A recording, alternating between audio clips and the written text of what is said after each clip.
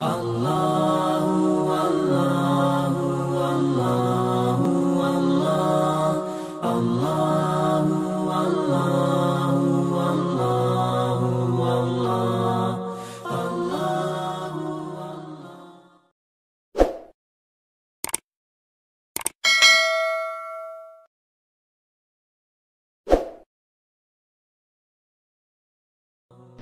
الله الرحمن الرحيم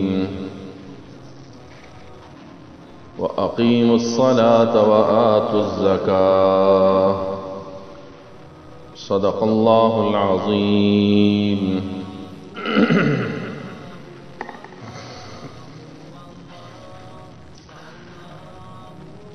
حسب معمول بدھ کا ہمارا درس شروع ہے. گزشتہ درس میں یہ بات میں نے عرض کی تھی، جو درس حدیث تھا اس میں نے ایک کتاب کا حوالہ دیا تھا امام غزالی رحمۃ اللہ علیہ کی. وہ کتاب عربی میں ہے اربعین کے نام سے، اور اس کا ترجمہ اردو میں تبلیغ دین کے نام سے شائع ہوا ہے. امام غزالی کی یہ کتاب بہت ہی عمدہ کتاب ہے، اور جلیل القدر عظیم بزرگ ہستیاں انہوں نے اس کتاب کو انتہائی پسند کیا ہے. خصوصاً حکیم الامت حضرت مولانا اشرف علی تھانوی رحمۃ اللہ علیہ نے اس کتاب کے حوالے سے ارشاد فرمایا ہے کہ اصلاح باطن کے اوپر تو بہت ساری کتابیں لکھی گئی ہیں، لیکن امام غزالی رحمۃ اللہ علیہ کی یہ کتاب ایک عام فہم ہے اور آسان بھی ہے، اور لوگوں کی اصلاح کے لیے ایک بہترین کتاب ہے. اس لیے آج کے اس درس میں اسی کتاب کا انتخاب کیا گیا، اور انشاءاللہ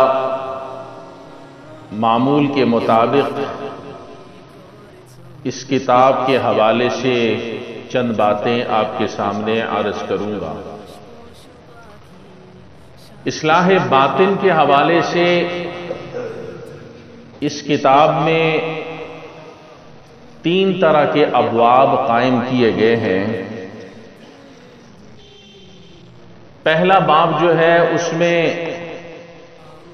ظاہری اعمال کے 10 اصولوں کو بیان کیا گیا ہے. جو ظاہری اعمال ہم کرتے ہیں، طہارت ہے، وضو ہے، نماز ہے، زکوٰۃ ہے، اس سے متعلق 10 اصولوں کو بیان کیا ہے. اور دوسرے نمبر پر انسان کے اندر جو مذموم اخلاق ہیں، بری باتیں ہیں، ان سے متعلق انہوں نے بیان کیا ہے. اور تیسرے نمبر پر قلب کو یعنی دل کو اخلاق محمودہ کے ساتھ مزین کرنا، کہ دل ہمارا اچھا ہو جائے، اخلاق والا ہو جائے، خوبیوں والا بن جائے، صفات والا بن جائے. وہ کیسے بنے گا؟ تیسرے باب میں امام غزالی رحمۃ اللہ علیہ نے اس کو بیان کیا ہے.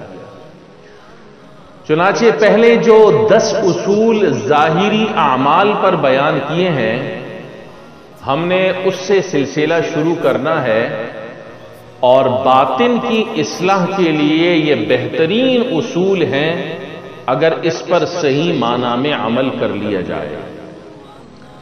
چنانچہ اس میں ظاہری اعمال میں سے پہلا جو عمل اور پہلا اصول بیان فرمایا وہ نماز سے متعلق ہے.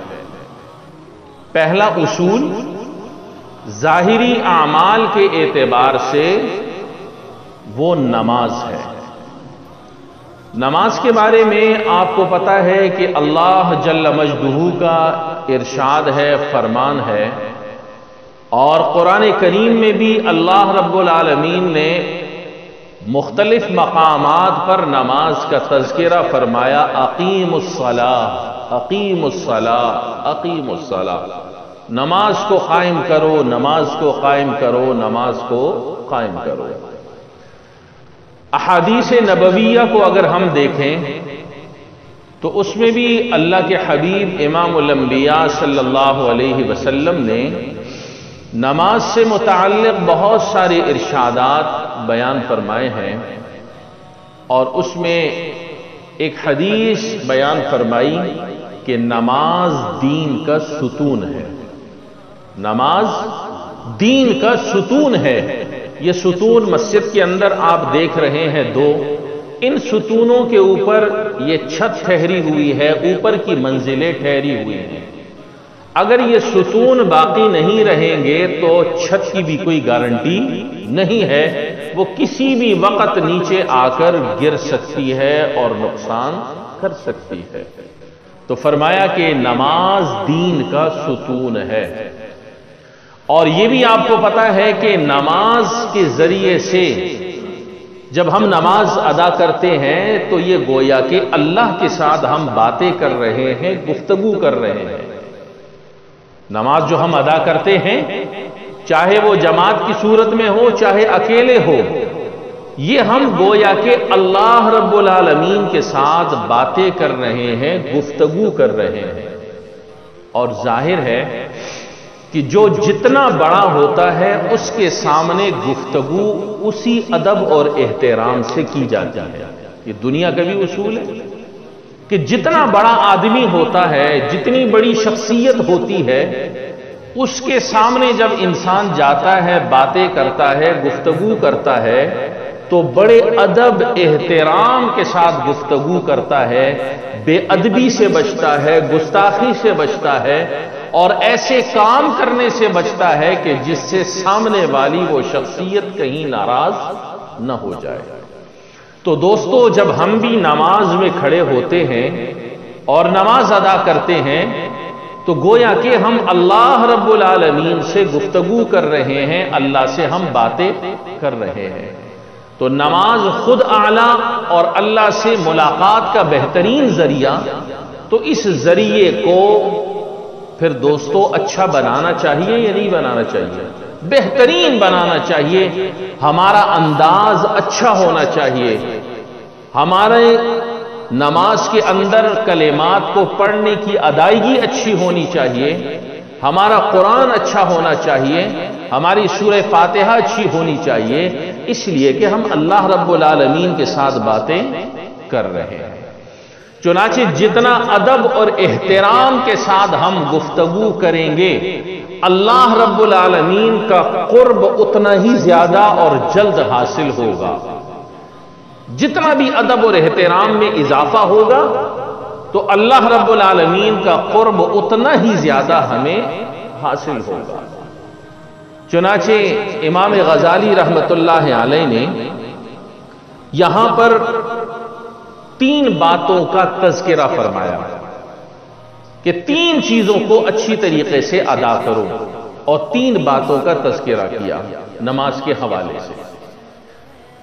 پہلی بات جو انہوں نے ذکر کی نماز کے حوالے سے، ظاہر ہے کہ جب انسان نماز کی ادائیگی کرتا ہے اور نماز کے لیے آتا ہے تو اس نماز سے پہلے طہارت ضروری ہے، شرط ہے۔ ایک آدمی پاک ہی نہیں ہے، وہ نماز پڑھنے کیسے آئے گا اور کیا نماز ادا کرے گا؟ اس لیے نماز سے پہلے طہارت ضروری ہے اور شرط ہے، پاک اور صاف ہونا ضروری ہے۔ چنانچہ جب ہم طہارت کرتے ہیں، وضو کرتے ہیں، وضو کا اہتمام کرتے ہیں، تو اس میں ہمیں چاہیے کہ اپنے وضو کو سب سے پہلے اچھے طریقے سے کریں۔ سب سے پہلے جو ہم نے چیز ادا کرنی ہے وہ وضو صحیح طریقے سے کرنا ہے، وضو کی سنتوں کو صحیح طریقے سے ادا کرنا ہے، وضو کے مستحبات کو صحیح طریقے سے ادا کرنا ہے تاکہ ہمارا وضو صحیح طریقے سے ادا ہو جائے۔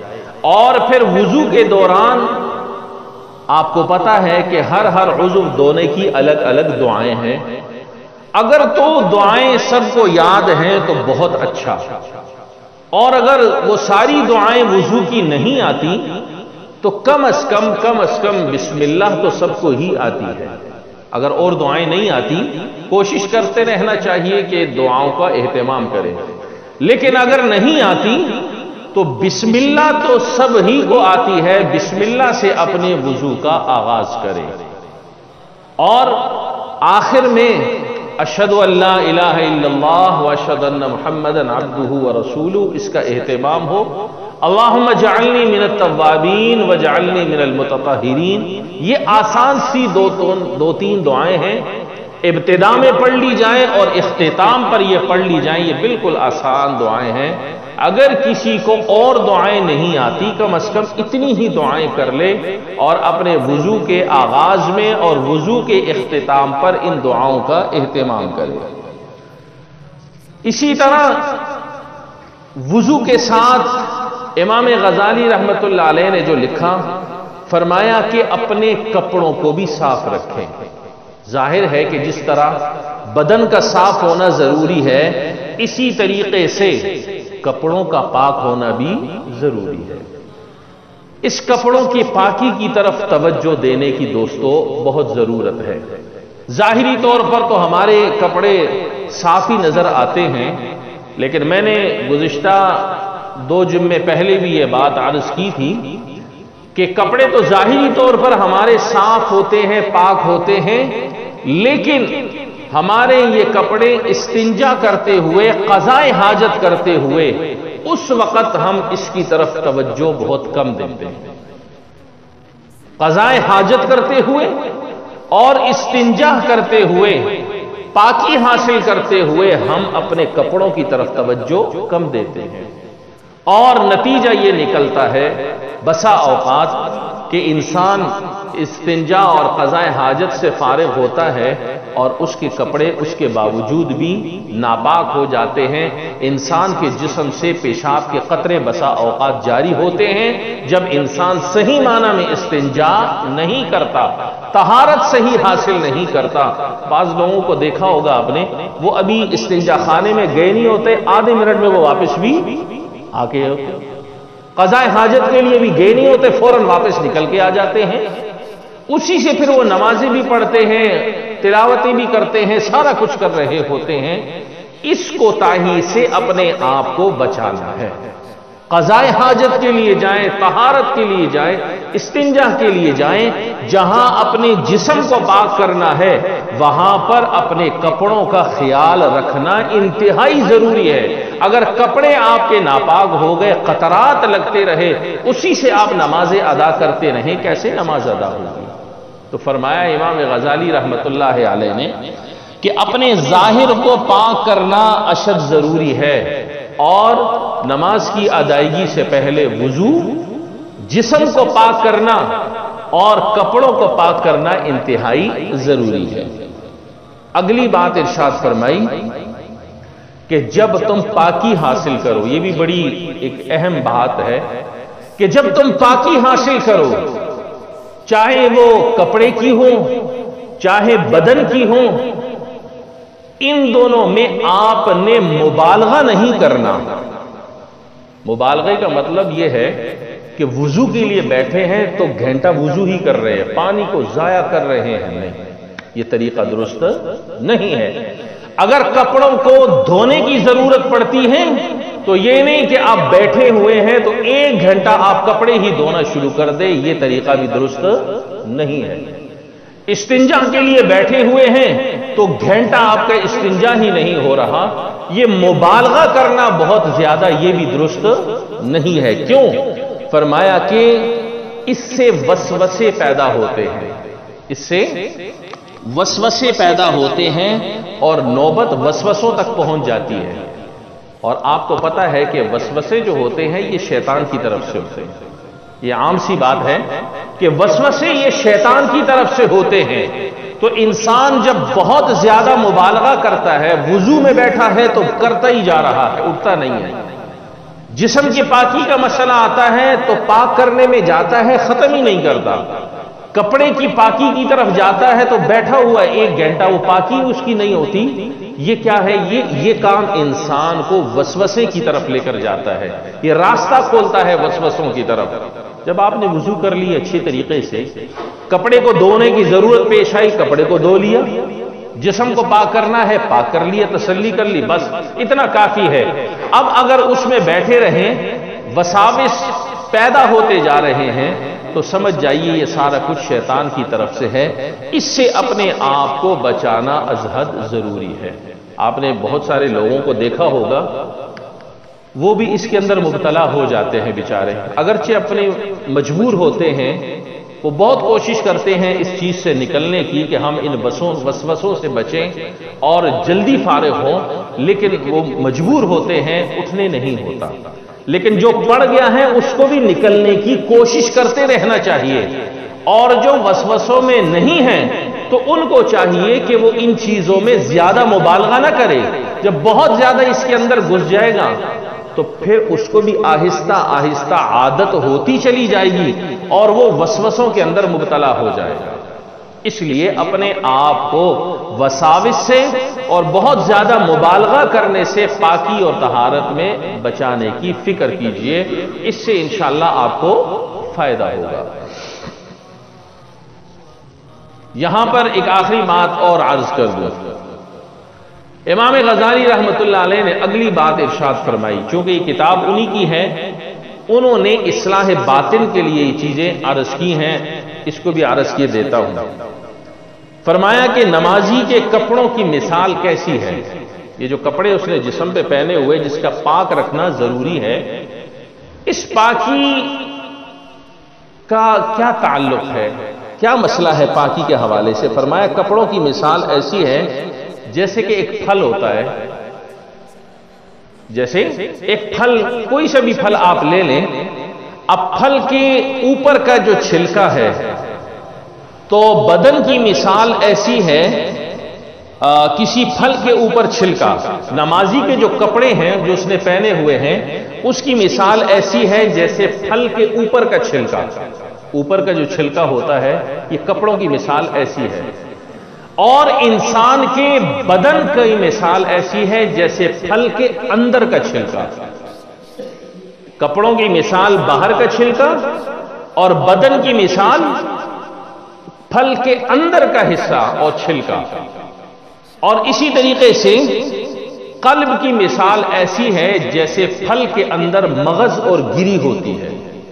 پھل کے اندر جو گری اور مغز ہوتا ہے، قلب کی مثال وہی ہے. تو تینوں چیزوں کا ذکر کر دیا، اندر کا چھلکا، باہر کا چھلکا اور اندر کی مغز اور گری. ظاہر ہے کہ جب انسان ایک پھل استعمال کرتا ہے تو اس کے تینوں چیزوں کو دیکھتا ہے. وہ ظاہری پھل کے ظاہر کو بھی دیکھتا ہے، ظاہری چھلکے کو بھی دیکھتا ہے، پھل کے اندر کا جو چھلکا ہے اس کو بھی دیکھتا ہے کہیں خراب تو نہیں ہے. پھر اندر جو گری ہوتی ہے، مغز ہوتا ہے، اس مغز اور گری کو بھی دیکھتا ہے، وہ خراب تو نہیں ہے. جب تینوں چیزیں صحیح ہوتی ہیں پھل کے اندر، پھر وہ شخص اس پھل کو استعمال کرتا ہے اور کھاتا ہے. اسی طریقے سے فرمایا کہ انسان کی جو ظاہری پاکی ہے، اس کا تعلق دل کے ساتھ ہے. کہ ظاہر کو تم اگر پاک رکھو گے، جس طرح کہ ایک پھل پاک صاف ہوتا ہے، خوبصورت ہوتا ہے، اسی طرح تم اپنے اگر ظاہر کو صاف رکھو گے، اس ظاہری صفائی کا اثر تمہارے قلب پر پڑے گا. تمہارے قلب پر پڑے گا، تمہارا دل بھی صاف ہوتا چلا جائے گا. آپ کبھی تجربہ کریں اس بات کا کہ جب آپ کا دل تنگ ہو، پریشان ہو، عجیب سی کیفیت ہو، آپ جا کر وضو ادا کریں، سنت کے مطابق وضو کریں. جب آپ وضو سے فارغ ہو جائیں تو آپ کے دل میں ایک اطمینان سا آ جائے گا، ایک سکون آ جائے گا، سستی دور ہو جائے گی، ذہنی کوفت ختم ہو جائے گی، یہ دل جو تنگ پڑا ہوا ہے وہ تنگی دور ہو جائے گی، انسان فریش ہو جاتا ہے، تازہ ہو جاتا ہے۔ یہ کیا ہے کہ انسان ظاہری اعضاء کو وضو میں دھوتا ہے، لیکن اس ظاہری صفائی کا اثر انسان کے دل پہ پڑتا ہے اور دل خوش ہو جاتا ہے، اطمینان میں ہو جاتا ہے، سکون میں ہو جاتا ہے۔ بالکل اسی طرح جس طرح یہ پھل آپ ظاہری طور پر بھی دیکھتے ہیں اس کے چھلکے کو، اسی طریقے سے اس کے اندر کے چھلکے کو بھی دیکھتے ہیں، پھر اندر کی گری اور مغز کو بھی دیکھتے ہیں کہ وہ صحیح ہے، قابل استعمال ہے یا نہیں ہے۔ اسی طریقے سے انسان کا جسم بھی ہے کہ وہ جس طرح صاف اور شفاف ہو، بہترین ہو، اس کا بدن بھی، اس کا کپڑے بھی، اس کا قلب بھی، تو انشاءاللہ اس سے اس کے دل پر اطمینان والی کیفیت پیدا ہو جاتی ہے۔ یہ آج کے درس کا خلاصہ جو پہلا سبق ہے امام غزالی رحمت اللہ علیہ کی تبلیغ دین کا خلاصہ سارے درس کا کیا ہوا کہ نماز ایک دین کا ستون ہے۔ اس نماز سے پہلے صفائی ستھرائی طہارت وہ شرط ہے اور ضروری ہے، اور اس کے اندر مبالغے نہ کیا جائے کہ بہت ہی زیادہ آپ مبالغہ کر رہے ہیں، نہیں، بلکہ جب تسلی کر لے کہ میرا بدن پاک ہو گیا، میرے کپڑے پاک ہو گئے، میرا وضو صحیح ہو گیا، تو بس کر جائیں، زیادہ باریکیوں میں جانے کی ضرورت نہیں ہے۔ اگر آپ اس میں جائیں گے تو وسوسوں کے اندر مبتلا ہو جائیں گے، اور وساوس آپ کو پتہ ہے وہ شیطان کی طرف سے ہوا کرتے ہیں۔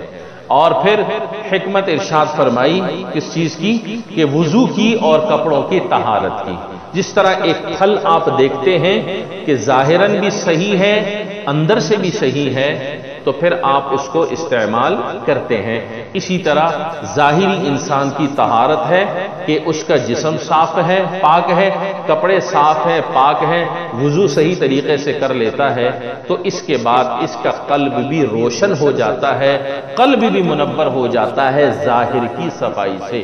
اور ظاہری اگر گندا ہی گندا رہے تو دل بھی اس کا ایسے ہی زنگ آلود ہی رہتا ہے، پھر وہ بھی صاف نہیں ہوتا۔ نماز سے متعلق انشاءاللہ مزید گفتگو آئندہ بدھ کو کریں گے۔